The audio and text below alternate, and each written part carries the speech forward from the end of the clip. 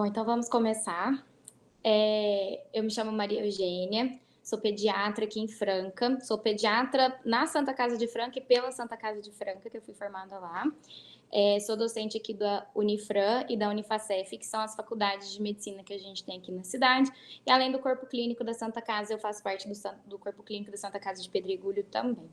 Atualmente eu estou cursando uma pós-graduação em nutrição materno-infantil pela Universidade de Boston e uma pós-graduação em UTI pediátrica e neonatal pelo CMB-Med. Queria agradecer muito ao pessoal da Universidade Federal de Jataí pelo convite para falar sobre esse tema, que é extremamente importante aí na nossa atenção neonatal, na nossa faixa pediátrica, e que muda completamente aí a evolução de uma criança no curso da sua vida, certo? Pode passar o slide para mim, por favor.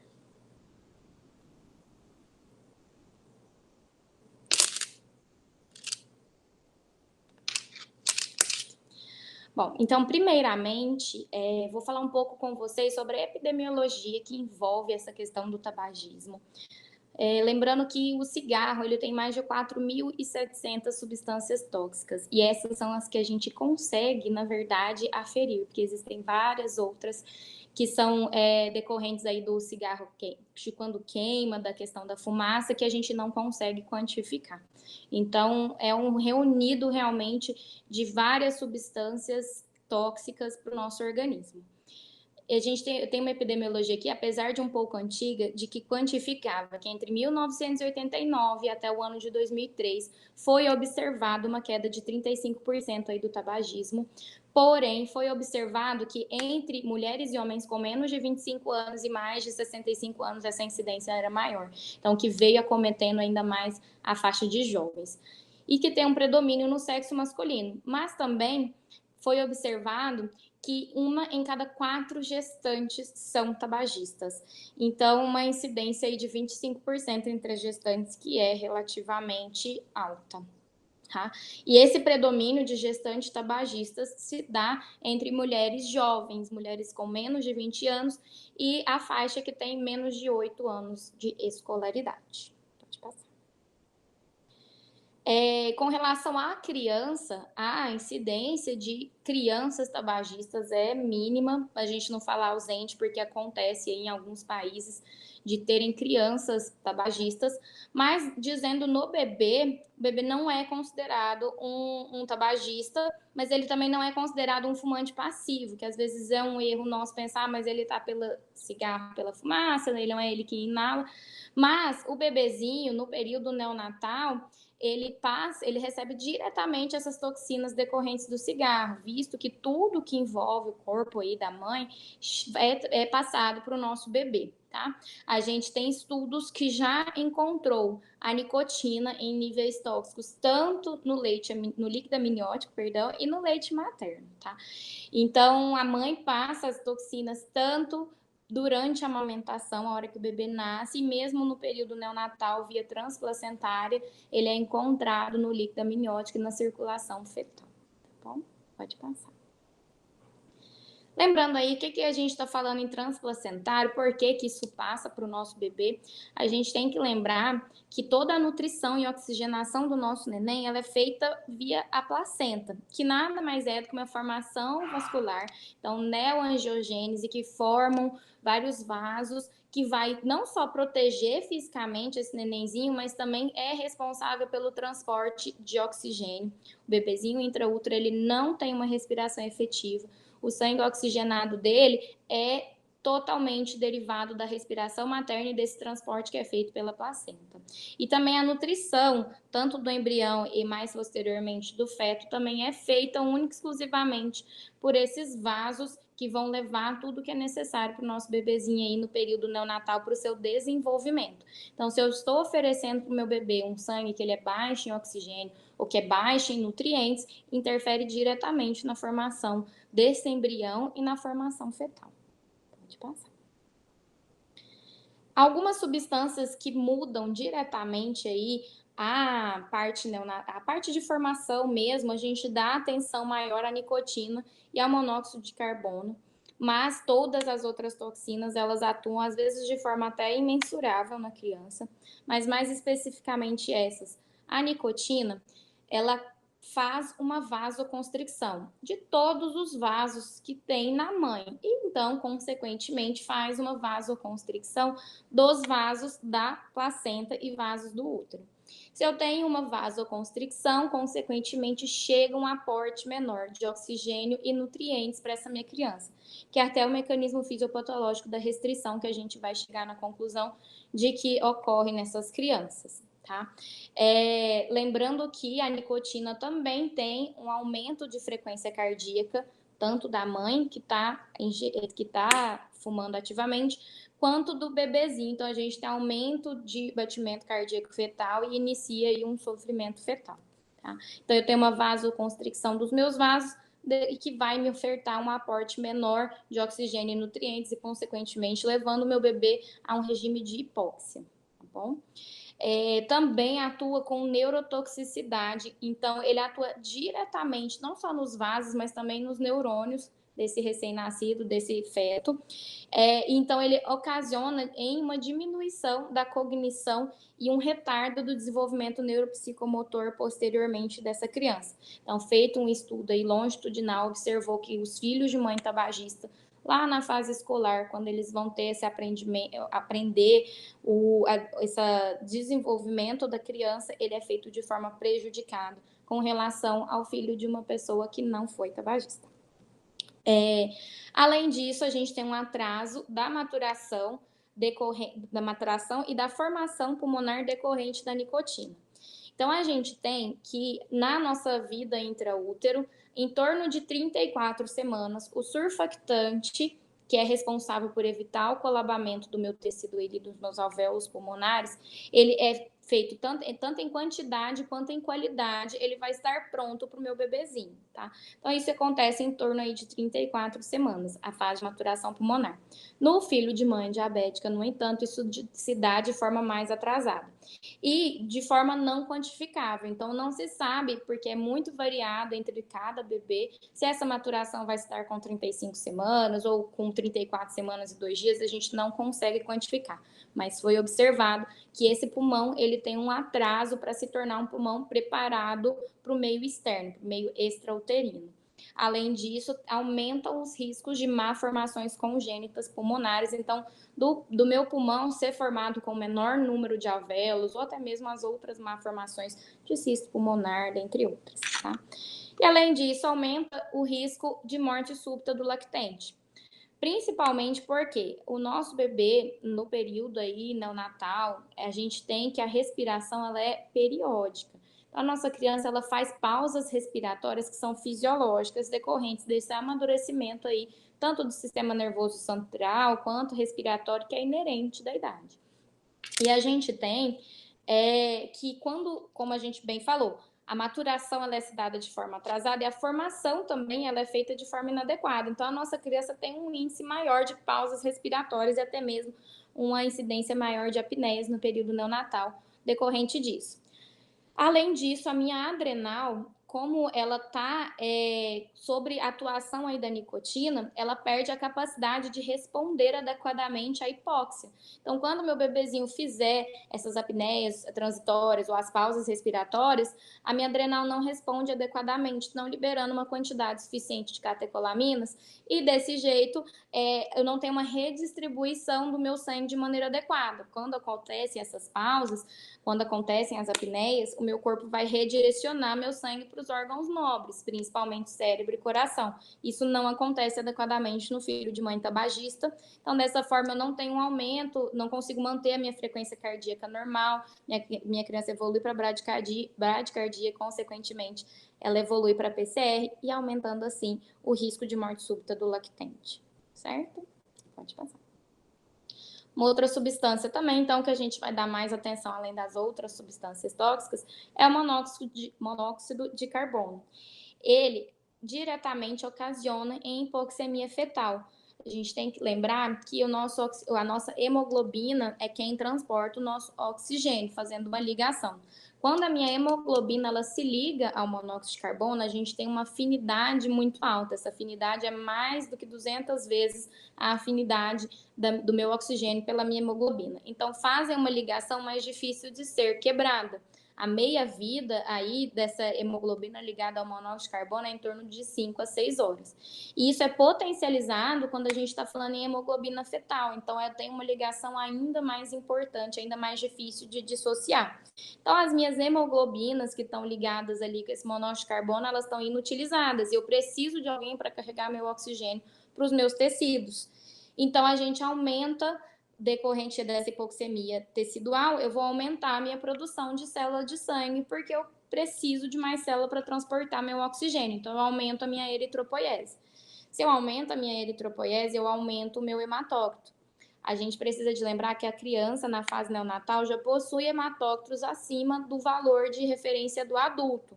Vamos ver aí, a hemoglobina de um bebezinho no período neonatal varia entre 16 a 20.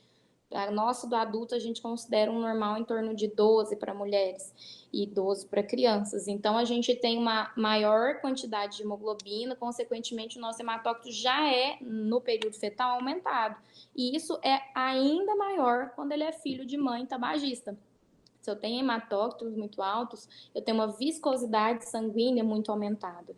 E o problema de eu ter uma viscosidade sanguínea aumentada é que a minha placenta vai atuar de maneira inadequada, porque o sangue vai ter uma passagem mais difícil para sair daquele bebê e para entrar, porque a viscosidade materna também é aumentada. Tá? E além disso, a gente aumenta o risco de acidentes vasculares isquêmicos, AVC, no período neonatal, que apesar de um evento ainda raro, é um evento extremamente grave, tá? E o monóxido de carbono, ele infere diretamente em menor imunidade e em menor disponibilidade de vitaminas essenciais aí para o meu bebê. Tudo isso contribuindo para uma formação fetal de maneira inadequada, tá? Pode passar. Pode passar. Então, assim, pensando no período neonatal, e lembrando que o período neonatal não é só a parte intrauterina, mas também esses primeiros 28 dias de vida aí da minha criança, o que são os meus riscos frente a tudo isso que a gente falou? Então, eu tenho um risco, isso para gestante, maior de aborto espontâneo, não só porque a minha formação fetal, minha formação do embrião é feita de maneira inadequada, eu tenho maior risco de malformações, mas também porque aquele ambiente intrauterino ele não se torna adequado para o crescimento de um embrião. Então, a gente tem um maior risco de abortos em pacientes tabagistas. Se eu tenho uma hipoxemia tecidual, se eu tenho uma baixa oferta de nutrientes, eu tenho, portanto, uma restrição intrauterina. Meu bebê não vai crescer de maneira inadequada. E isso é de maneira adequada. E isso pode acontecer tanto globalmente, causando um feto restrito tanto em peso quanto em comprimento, perímetro cefálico e todas as estruturas, como também pode se manifestar apenas como um peso baixo ao nascer. Então, a gente espera que o nosso bebê nasça com mais de 2,5 kg. Esse é o que a gente considera aí um peso adequado, entre 2,5 kg e 4 kg. Se eu tenho um bebê que tem menos de 2,5 kg, eu tenho um bebê que ele é baixo peso ao nascer. Isso não quer dizer que ele está ou não adequado à idade gestacional, tá? Isso é só a avaliação do peso como um fator isolado. Além disso, se eu tenho esse ambiente intrauterino de hipóxia, o meu bebê entende que ele precisa, para sobreviver, de sair dali. Então, a gente tem altas taxas de parto prematuro nas mães tabagistas, não só porque acontece hipóxia aí do nosso bebezinho e desencadeia todo um mecanismo para nascimento prematuro, mas também porque a minha placenta, que é o principal fator aí na minha gestação, ela não é feita, ela não é adequada para aquele bebê. Então, como ela não consegue nutrir adequadamente, eu tenho maior índice de descolamento de prematuro de placenta, eu tenho maiores índices de abrupção, de ruptura de placenta, tá? Por conta de que é um tecido vascular que não vai ser formado adequadamente por conta desse tabagismo aí na hora da embriogênese. E aumenta o risco nesse período neonatal imediato de morte súbita do lactente, por conta da atuação não só da nicotina, mas da própria hipóxia. Pode passar. Pós-natal, especificamente, então, ainda nesses primeiros 28 dias, mas já fora do ambiente intrauterino, a gente tem um atraso não só do desenvolvimento do sistema nervoso central, porque atua diretamente no meu eixo aí, neuroendócrino, mas também eu tenho um desenvolvimento do meu trato gastrointestinal de maneira incorreta, de maneira inadequada.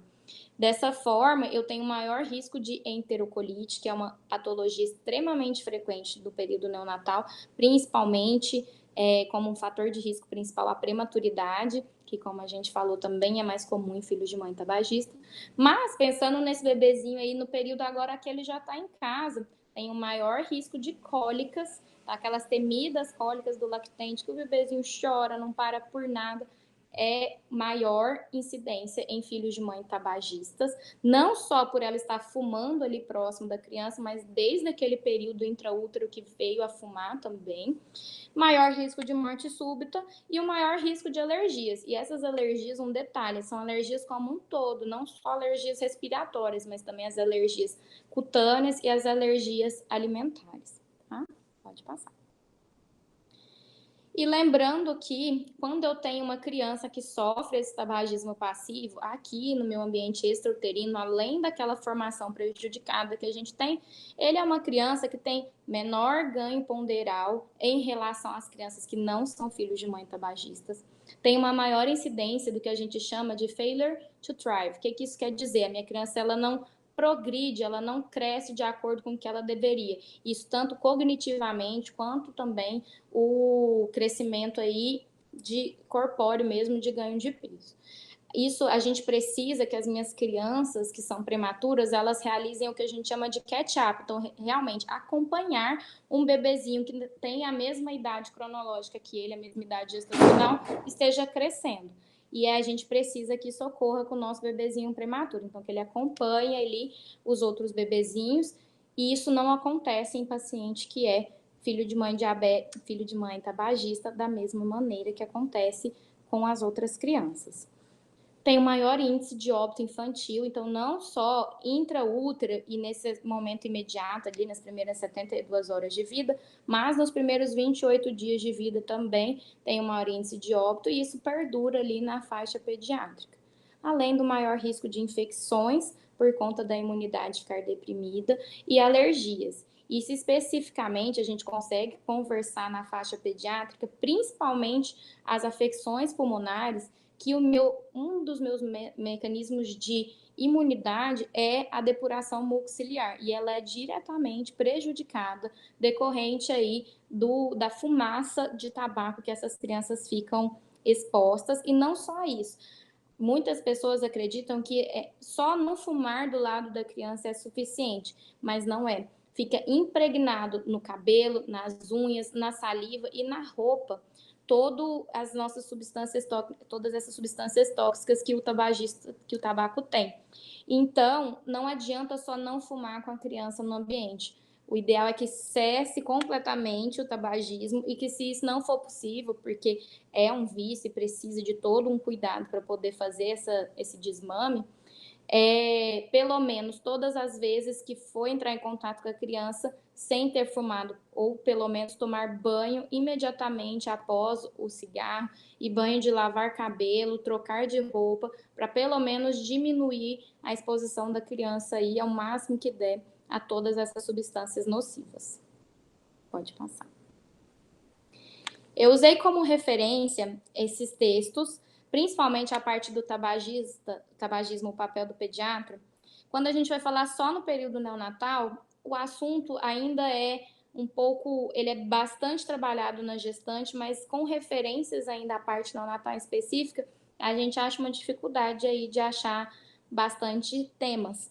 Exatamente mostrando como é importante vocês terem esse tipo de atuação, de irem atrás de informações realmente com relação a esse assunto, para fazer a população ter mais noção dos riscos, e a gente, como os profissionais de saúde, como o atendimento, precisa de fazer essa orientação. Então, aquela pessoa que está programando a gestação, ou mesmo que acabou de descobrir que está grávida, a gente começar a atuar já nesse momento, para a gente poder ter realmente uma diminuição das consequências aí desse tabagismo, que são inúmeras e que são até inquantificáveis. A gente ainda não consegue falar exatamente o que são das consequências para o meu bebê decorrentes do tabaco ou não.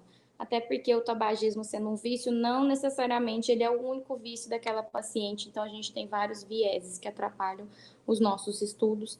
Mas se vocês conseguirem pegar dessa parte, então, a importância da gente orientar a nossa gestante, a nossa lactante, a que está tentante, desejando ganhar bebês, a importância de ceder esse vício, não só pela formação do nosso bebê ali da maneira mais saudável possível, mas para prevenir complicações da gestação e para prevenir atraso do desenvolvimento neuropsicomotor e do desenvolvimento ponderostatural mesmo da minha criança, a gente já conseguiu aí abordar o principal. Pode passar.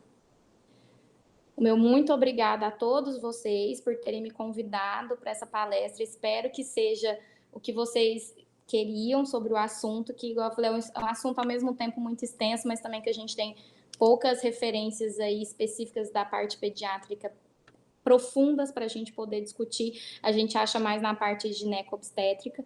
Então, o meu muito obrigada. Um parabéns para vocês por essa iniciativa, que é extremamente importante a gente, desde o começo aí da faculdade, mas assim, a gente atuar realmente contra o tabaco, que é a proposta de vocês.